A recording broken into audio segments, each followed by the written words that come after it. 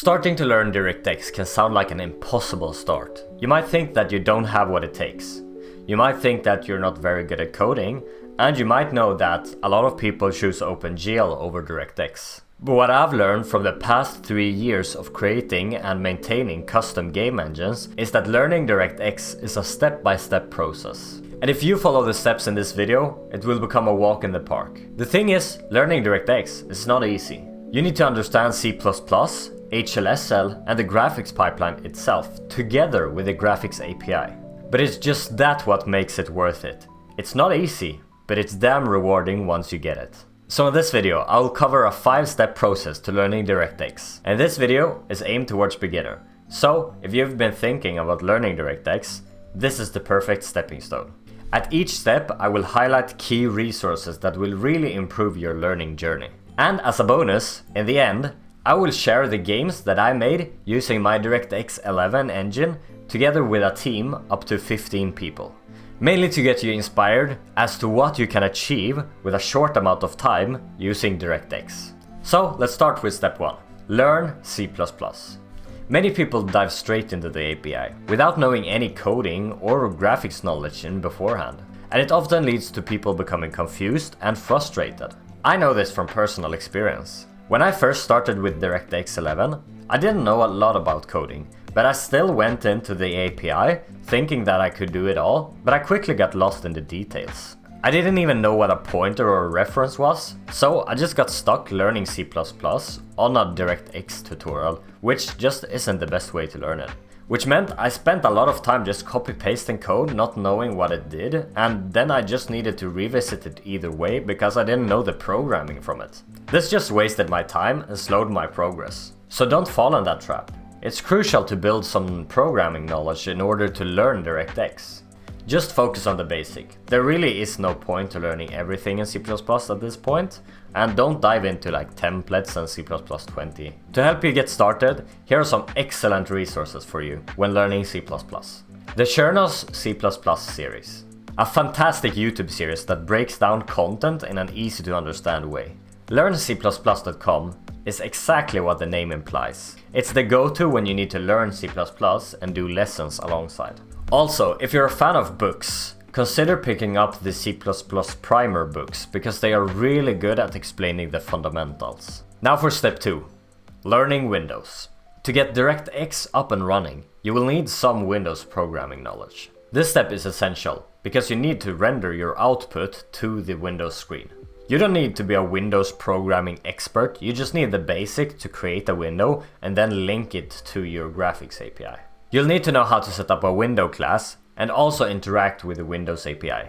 You'll also need to know how to create a window instance and then displaying a color to it. And lastly, you'll need to create a message loop to handle input and output events. Most graphics APIs tutorials cover this already, but if they don't, there are great resources out there. Microsoft provides multiple demos that walk you through how to set it up.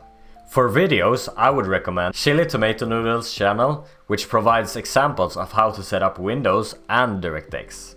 Also, creating a window in C++ in Win32. Now onto step 3, where it really becomes fun. Before jumping straight into DirectX, learn the pipeline and graphics API terminology. Just understanding the basics here will really help you a lot. Many tutorials skip this step, but I really think that if you learn some theory before the practical things will make more sense. For example, if you want to output a pixel on the screen, it's essential to know that your vertex buffer gets inputted in the input assembler and then goes to the vertex shader and then goes through the rasterizer stage where it gets evaluated and then it comes to the pixel shader and then it outputs. So just knowing that pipeline really helps. If you want to learn more about these concepts, both the pipeline and the terminology, I've made videos of both of them. I would also highly advise you to look at videos covering this. How video game graphics work by Branch Education. And as per usual, the Schramm also has great playlists for this. And as an extra here, don't be afraid to look at other APIs documentations like Learn OpenGL. Because the use case, pipeline and terminology is all the same, it's just the naming and the functionality that's a little bit different.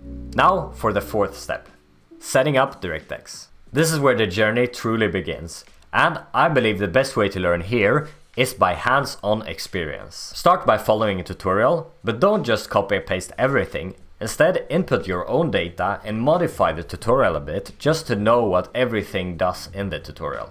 The active approach of just trying to modify a few parameters is really going to help you learn DirectX faster. As you set up DirectX, be sure to enable debug layers. These layers are invaluable all time throughout DirectX, but especially in the beginning, when you don't know what is going on and why things don't happen as you wish. Also, when you got your window up and running, I would highly suggest you to just touch a little bit on RenderDoc, because this will be your new best friend in graphics programming for troubleshooting, optimizing, and debugging. Also, you should know that DirectX operates using the COM architecture. Learning the component object model really helps you with resource management and knowing what happens when you create things. When in doubt, don't hesitate to turn to ChatGPT and Microsoft when doing this. They're really good when starting out and with doing general things like setting up DirectX. As for general DirectX tutorials, RasterTech is a great website for this. Chili Tomato Noodle, once again, has a great playlist that goes through exactly how to create DirectX,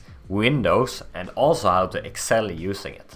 There's also the website DirectX Tutorials, which is kind of like RasterTech, but it's also really good and it's a little bit easier to learn. And I would highly advise you joining a group, like a Discord group, that can help you when things get tricky.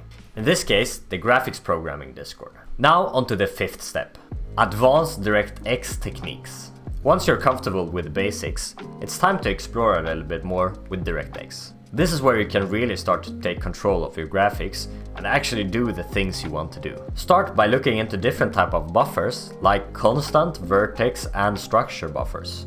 Next, learn some more about textures. Focus on various formats, MIP mapping, and 3D textures. Knowing how to use textures, just like any other buffer, is a great way to improve performance and just knowing your limits in a graphics API. Then there's the magic of shaders. These aren't just for rendering. I'm of course talking about the compute shaders. It lets you use the GPU for other tasks than rendering, like AI, physics, and optimizations like culling and clusters.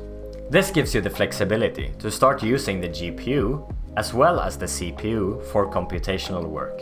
Also, pay attention to resource management. Learning how to load and unload assets effectively can really help your performance in games. Knowing how the data flows in the pipeline will help you manage your resources better. Finally, get familiar with multi-threading and synchronization, especially if you're considering moving over to DirectX 12 or another low-level API. These techniques greatly improve performance because we can use the GPU while the CPU is occupied. So don't just stop at the basic. Even though it's a beginner's guide, knowing that there is more to DirectX is really important to widen your knowledge. It's not just about rendering, it's about using the full power of the computer. Now let's mention the games I made with my DirectX 11 engine.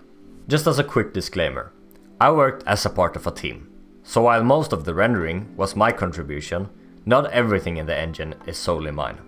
I will show you this and hope to inspire you to get started on your own projects. We developed 2 games with this engine, both which spanned over 2 months.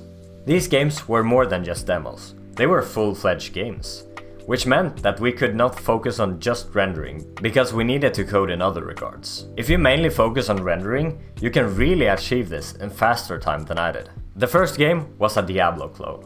We had to build both the engine and the game from scratch in just 2 months, which was a challenge, but a rewarding experience. The second game was a FPS. While the graphics might look a bit unconventional, it showcased some cool techniques and specialized rendering tailored specifically for that game. Now I'm working as a DirectX graphics programmer at a great company, and I really credit my success to the dedication to mastering DirectX and graphics programming. So I really encourage you to tag along onto this journey. With passion and effort, you can really do anything with DirectX. If you're just starting out and eager to learn programming and DirectX, I would highly advise you to watch this next video about how I would learn it all again.